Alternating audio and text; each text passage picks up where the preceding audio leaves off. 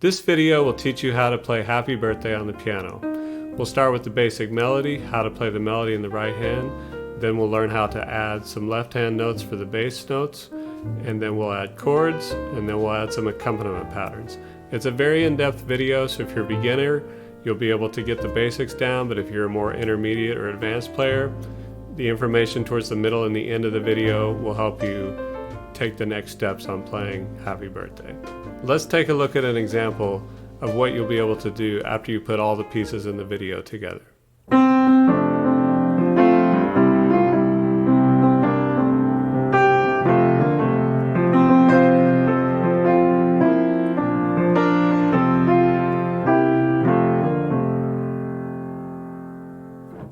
Let's get started. There are two things that you want to focus on when learning a song without the sheet music.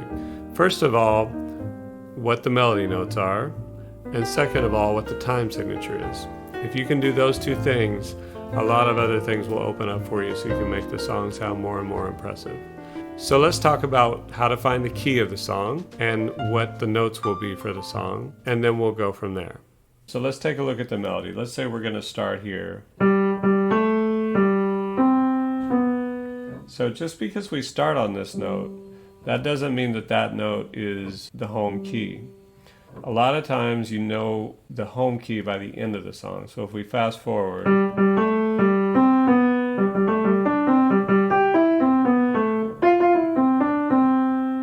so it ends there, and since this sounds like home bass that we're done, that tells us that the key is the key of C in this situation. Or the Do is C. So if this is Do, then this is Sol. So this song starts on Sol. A lot of songs start on Sol. So let's just take a listen to this. So that happy birthday to you. So you can hear happy birthday. See how that just barely goes up. Happy birthday. And then it jumps up to. That's a bigger jump, to you, and then the distance between to and you is really close. So that's how we figure this out. So, happy birthday. See the close move. That's called an upper neighbor, where you play a note, go above, and come back down. Happy birthday, and then a big jump, to you. Happy birthday, an even bigger jump, to you. So there's a pattern. That far, and then to you, and then it gets an even bigger jump. Happy birthday. See, it jumps all the way up. Happy birthday. And then there it walks down the scale. And then here, there's how it finishes on Do, on the home key. So fa, fa, mi, do, re, do. Let's now do the solfege, do, re, mi, fa, sol, la, ti. Let's do that together, singing and playing. Even if you're not sure about solfege, don't worry about it. We can learn it together, but it will be very helpful for the following steps. So it starts on Sol. Sol, sol, la, sol, do, ti. Sol, sol, la, sol, re, do. Sol, sol, sol. Low sol to high sol. Sol, sol, sol, mi, do, ti, la. Fa, fa, mi, do, re, do. One of the main reasons you want to learn solfege when you're learning songs by ear is it helps you get the relationships between the notes in your ear and also under your fingers. Once you do this, you can start to move the song into different keys. For example, let's say the key we just learned this song in is too low for everybody at your party to sing to. Well, you can simply just move the whole song up. There are 12 different keys. You can play this song in 12 different keys. But to do that, you have to know the relationship between the notes and the scale of the notes. So for example, we learned that last go around in C. Let's listen and learn how this will sound and what it will look like in the key of F using the solfege. All the notes in Happy Birthday will come from this F major scale. So let's play and sing the solfege of Happy Birthday in the key of F together. So if this is Do, do, ti, la, sol. So here's sol. So let's do that in this key in solfege. Sol, sol, la, sol, do, ti. Sol, sol, la, sol, re, do. Sol, sol, sol, mi, do, ti, la, fa, fa, mi, do, re, do. So you see it's the exact same thing we did when we were playing it here. And if we use the do, re, mi, fa, sol, the solfege, then we can just start to move that around until we find a key that everybody can sing or play in if you're playing with other instruments. Now let's start with the left hand. To know when to play the chords in the left hand or even single note bass notes in the left hand, we have to know the time signature of the song. This way we know when things change on the bottom or the bass or the chords. So for example, if we just say the words, happy birthday to you, happy birthday to you. Do you see how every 3 beats, everything repeats?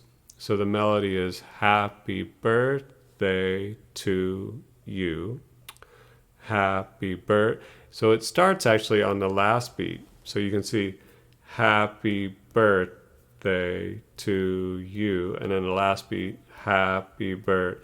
So that's a pickup note. We call that a pickup note. So this is really important. If a song has 3 beats per measure, it's in 3/4 time signature. And what that means is that your chords or your left-hand notes are usually going to change on beat 1. In this song, there's one exception where it goes happy birthday to you. The very last one, it changes on beat 3. We'll get to that in a second. So now that you know that we're in 3/4, we know that every 3 beats, when you land on 1, that's a really likely place for the chords or the left-hand bass notes to change. So let's take a look at how that works.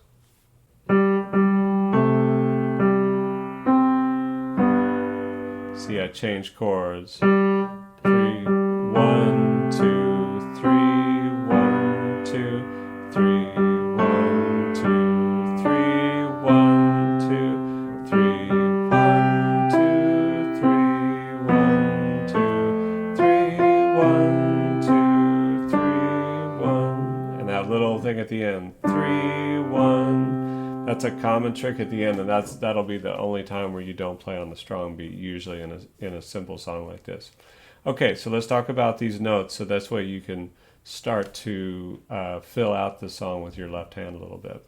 So all I did was I used 3 chords, 3 different bass notes, I should say, for this.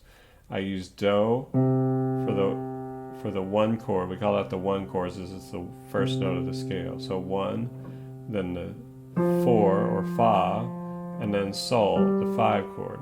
So those are the 3 chords. So if you go through this, so it starts there. 1, 2, 3. Now, how did I know to go to that sol down there, the 5 chord? Well, because the melody's on a T, and anytime you land on a T in the melody, a really strong possibility in the chords is to be on the 5 chord or on sol. So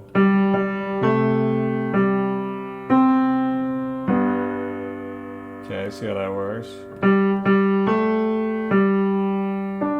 And we just stay down there. See, this moves pretty slow compared to the melody.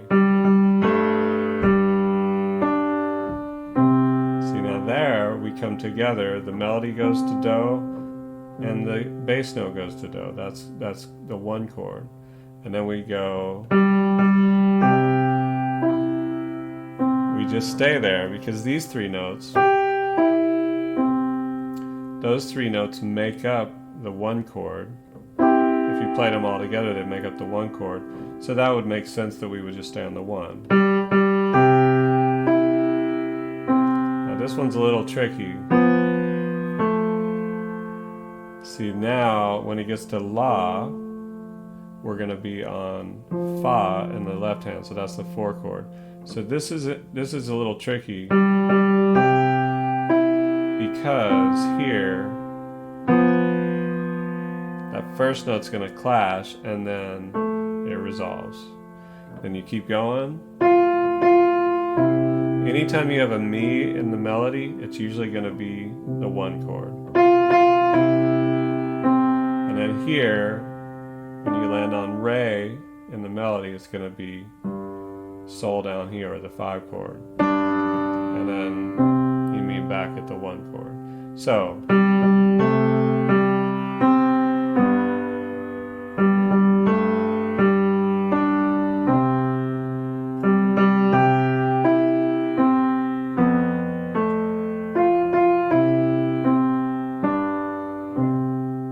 the cool thing about this is it will work in the other keys as well. So if we go back to this key, remember when our do was F, and we went sol, sol, la, sol, do, ti. Then we can do the same thing. So 1 chord to the 5 or sol in the left hand. Back to 1 in the right hand. Or in the left hand, excuse me. And we're just going to stay on the 1, and then here's our clash, but then we resolve it. So that's how you get to the 4, and then 1, 5, 1. Okay, so that's how you can start putting your hands together. Once you have that, then you can start to do the full chords.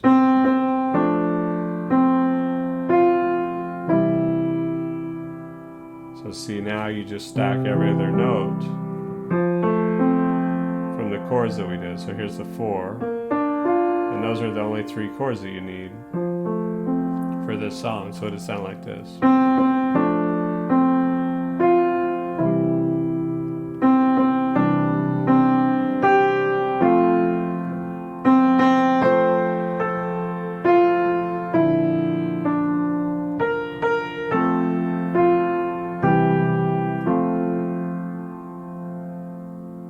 Now you're starting to get somewhere.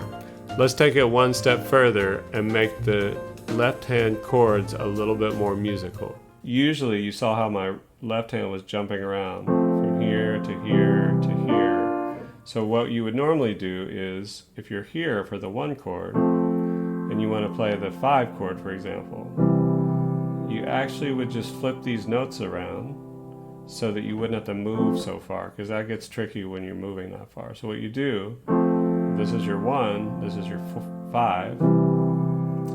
The 5 is still the 5, even if you take this bottom note, C here, and put it on top. Same chord, still a 5 chord. So now look how little we have to move if we go from the 1 to the 5.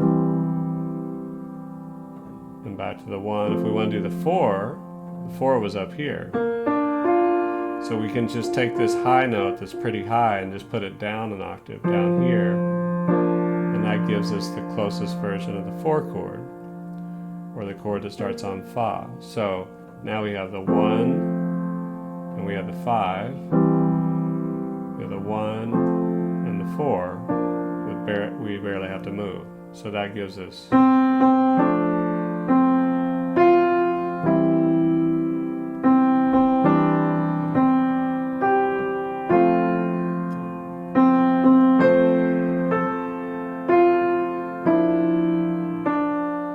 see that thumb shares that note for this.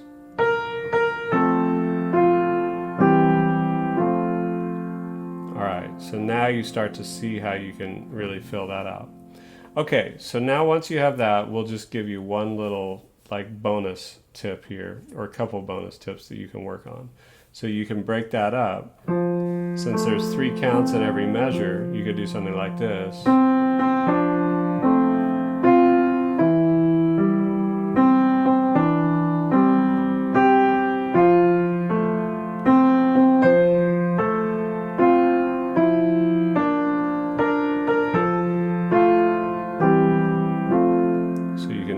Those are called arpeggios, where you break up the chords. And then, you could also do the bottom note by itself, and then these 2 notes, the top 2 notes. So bottom, top 2, bottom, top 2, top 2, bottom, top 2, top 2, and that gives you a little groove that makes the song sound kind of cool.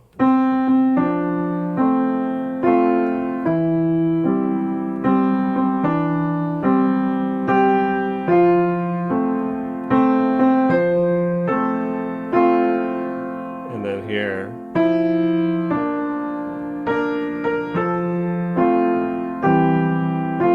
So did you notice how sometimes my fingers are sharing the same notes, which is totally normal. That's piano players, we do that all the time. All right, now let's do one more bonus. If you want to get really fancy with the left hand, you can take these 3 notes and spread them out like this. Do, sol, mi. Instead of do, mi, sol, you do a bigger, and this should sound like this.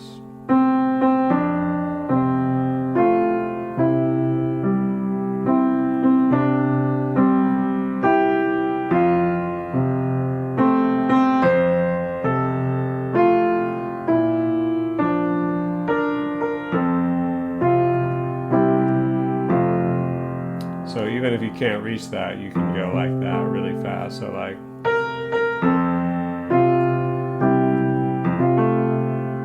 and that's a trick we do when we can't reach the notes. This gives you a really deep foundation so that you can play Happy Birthday and make it sound really professional. We can take this one step further, and we do this by starting to play the chords in the right hand, because when we do that, it frees up the left hand to do some cool things down the road. Let's give this a try. We're going to play the melody in the right hand, but underneath that note, we're going to play 2 notes from the chord, the remaining 2 notes from the chord. So you're going to have 3 notes in the right hand.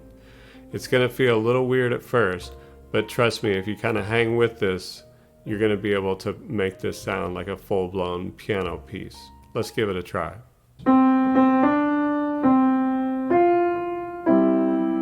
So I put the chord in the right hand, and the melody note is the top of the chord. So this is the normal chord. So I just flip the notes around, put this on bottom, until all the notes of the chord are underneath the melody. So like,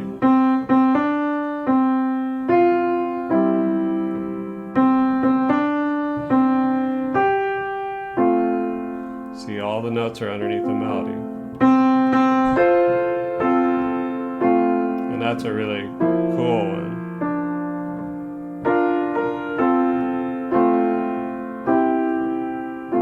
So you can watch the video back a few times to see what I did, but basically I was just using the chords that we already established and putting them under the melody in the right hand.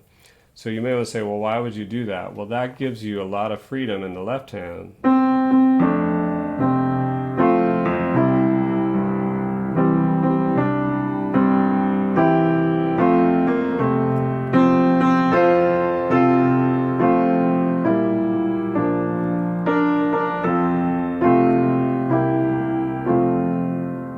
See, you can really fill out the sound.